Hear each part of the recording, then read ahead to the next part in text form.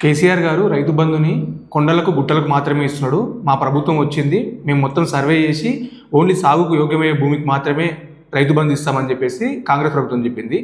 వీళ్ళు మొత్తం సర్వే చేసి కొండను తవ్వి ఎలకను పట్టిండ్రు. మొత్తం రాష్ట్రంలో 156 లక్షల ఎకరాల భూమి ఉంటే దాంట్లో 12,769 గ్రామాలు ఉంటే ఒక గ్రామంలో వీళ్ళు దొరకబట్టింది కేవలం 16 ఎకరాల భూమి మాత్రమే.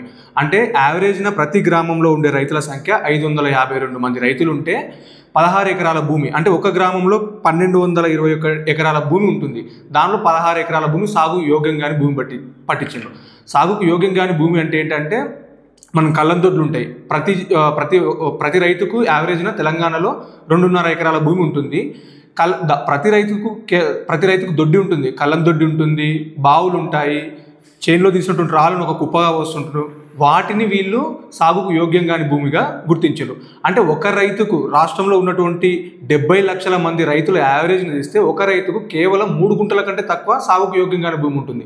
అంటే 3 గుంటల భూమి ఉంటుంది అంటే బావో లేకపోతే కళ్ళం దొడ్డో ఏదో ఒకటి ఉంటుంది. దీన్ని బట్టుకొని వానాకాలం రైతు బంధుని ఎగ్గొట్టింది కాంగ్రెస్ ప్రభుత్వం.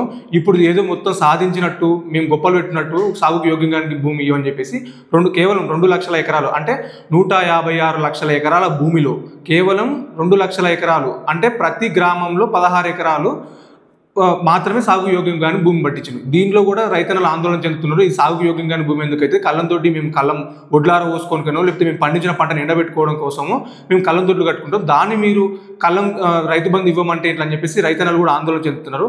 ప్రభుత్వం ఒక ఎగ్గొట్టినటువంటి వానాకాలం రైతు బంధును మరి యాసంగి రైతు బంధు 2 కలిపి కూడా రైతన్నలకు అందజేయాలని చెప్పేసి సూచిస్తున్నాను.